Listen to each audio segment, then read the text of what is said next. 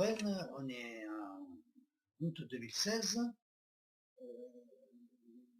Tous vos biens sont en difficulté devant les tribunaux, la justice. Comment vos soucis ont démarré?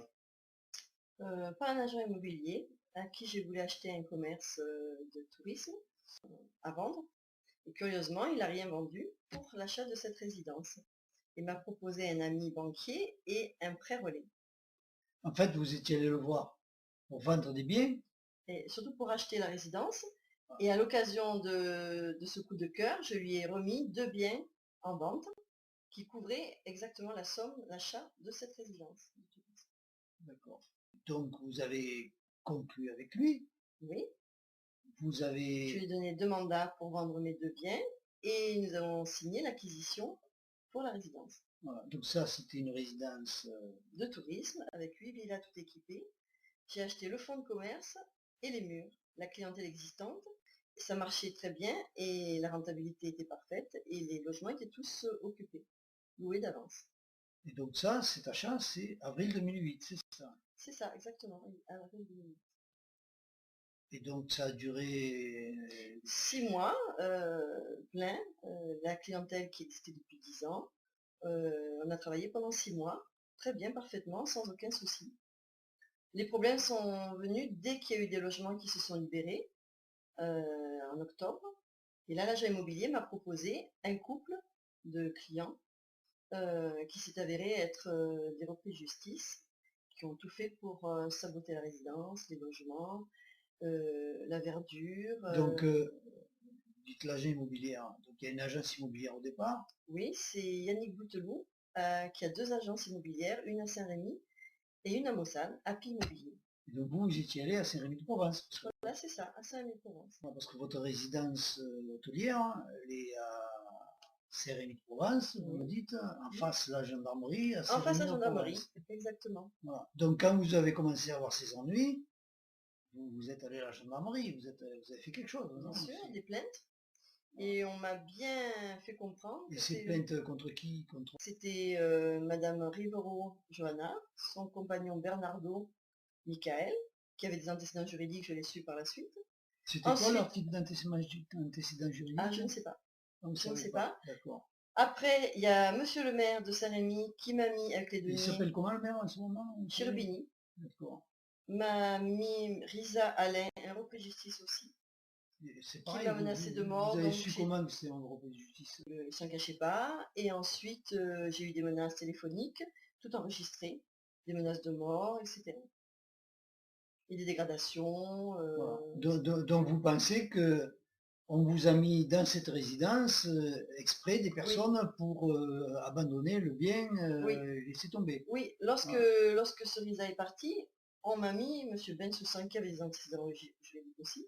Mais sous sang, Patrick. Patrick, d'accord. Vous Voilà. m'avez dit Jacques à un moment donné. Jacques, il a 2 prénoms selon les procédures. D'accord. Et il y avait une autre personne aussi, vous Et m'avez il m'a dit? fait rentrer dans la résidence Duval-Thierry, qui est un repris de justice, qui a braqué une banque à Marseille.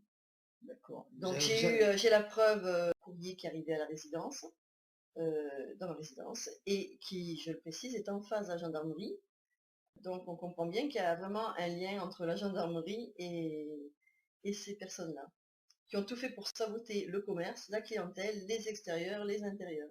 Et donc à la gendarmerie, vous avez affaire à qui pour régler tout Alors, ça? à Monsieur Pellegrini, Pellegrini Laurent, qui est un OPJ, Peter Sioane, Monsieur Cohen, qui m'ont tous... Cohen, je ne me rappelle plus, c'est sur la procédure.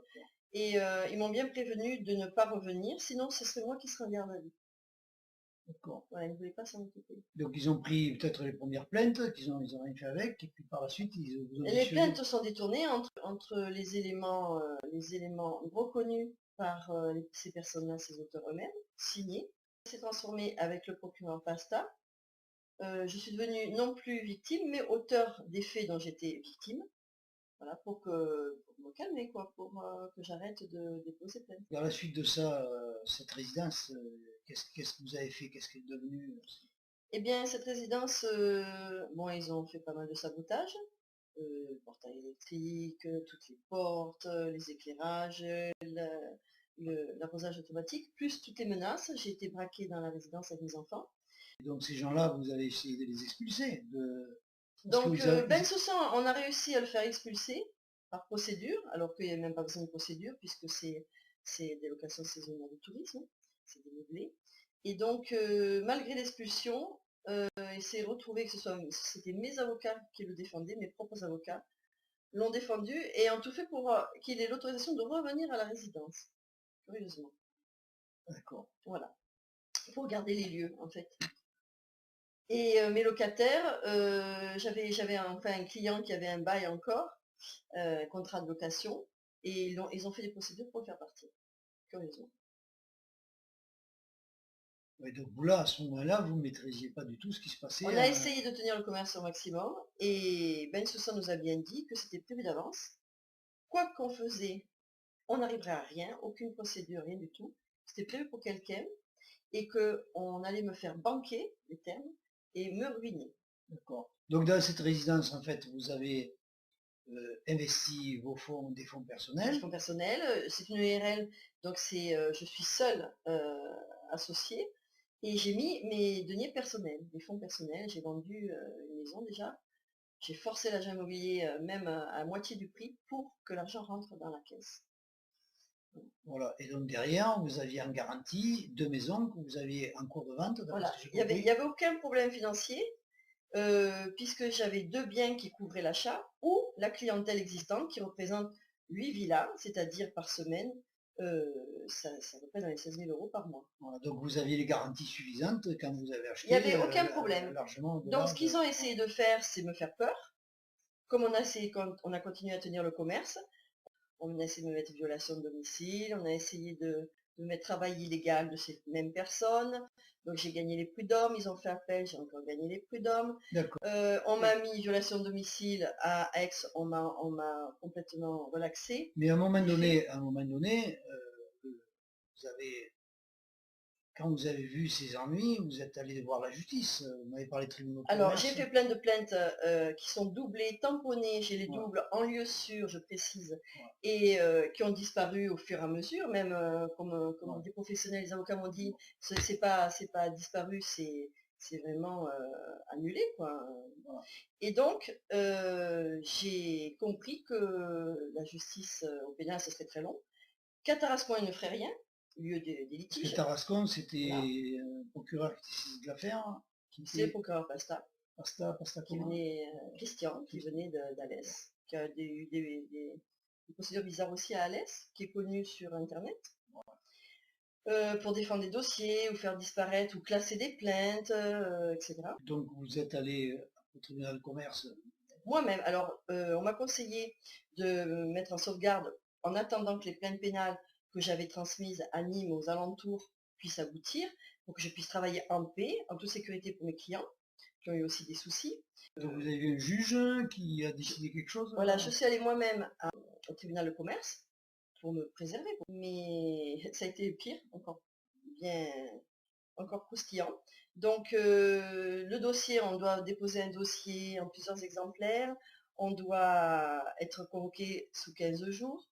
On ne m'a pas demandé les documents, on m'a fait une convocation que j'ai écrite pour le lendemain à 8h30, et au lieu d'une sauvegarde, on m'a mis un redressement, et au lieu d'un mandataire de justice, on m'a mis carrément un liquidateur, M. Brunet-Baumel, qui est bien connu que pour les liquidations, c'est sa profession. Donc c'est pas pour les patrons. Donc il y a bien un juge qui a décidé de ça. Oui, bien sûr, c'est le juge commissaire. Et ensuite, il y a eu les juges commissaires qui ont été nommés, Talon Christian et Madame Lacroix aussi. On avait parlé d'un juge Christian Rossi qui était intervenu aussi. Alors le juge Rossi, donc oui, était dans ce redressement. Il me donnait 2 mois, de période d'observation.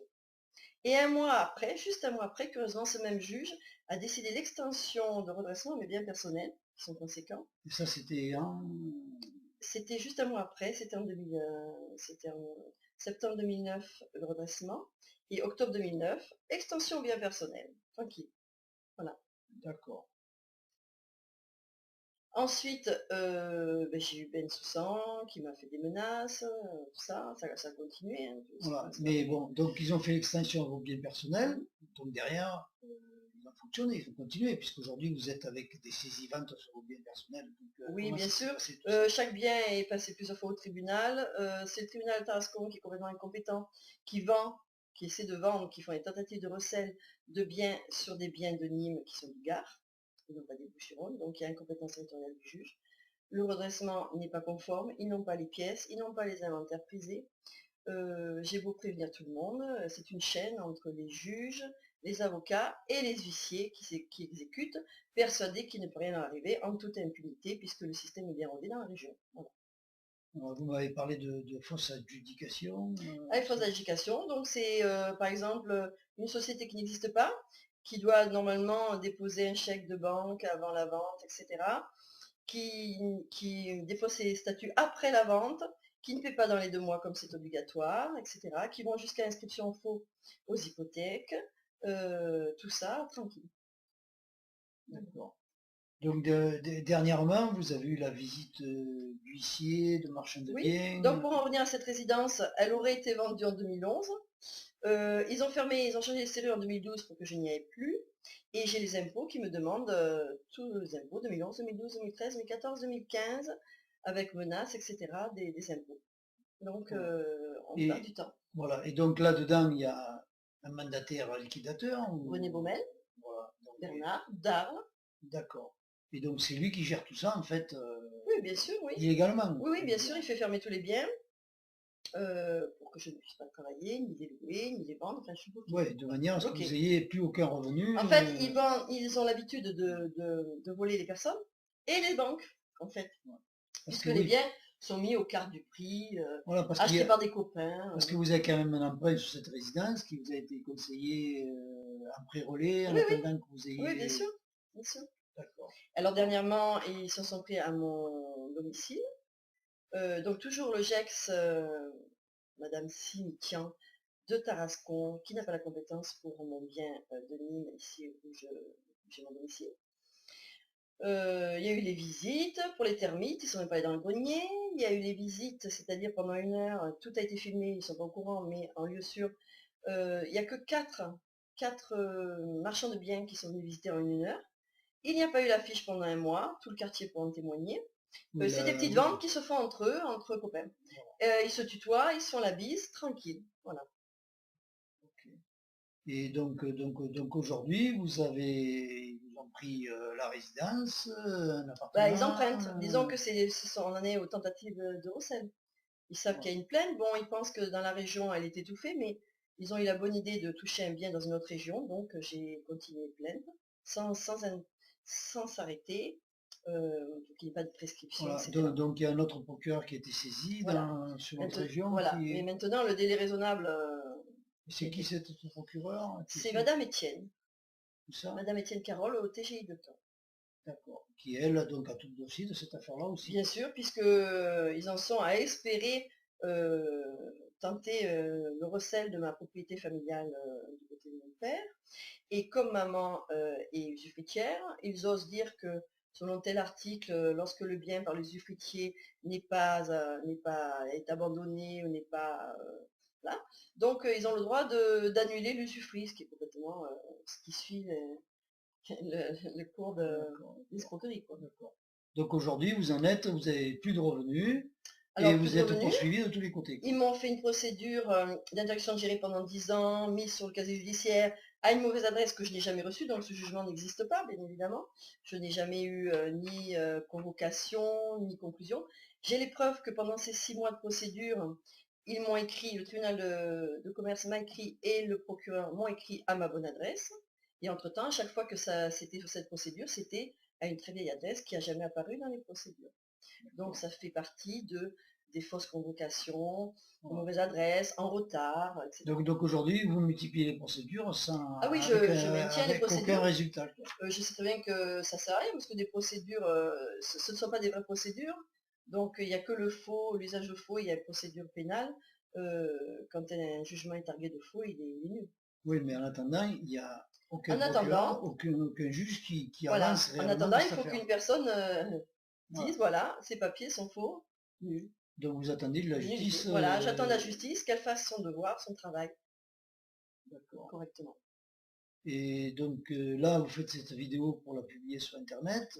Pour témoigner, pour que tout le monde se retrouve. J'ai retrouvé pas mal de personnes sur Internet qui sont victimes des mêmes tribunaux, mêmes personnes, mêmes avocats, mêmes huissiers. Et donc vous avez aussi un site Internet qui détaille tout ça. Oui, bien sûr. Bien sûr. C'est justice-du-8 corrompu.net. D'accord. Bien, mais il faut espérer que cette affaire avance. Malheureusement, il y en a beaucoup d'autres. Oui, je ne suis pas seule sur ce même système.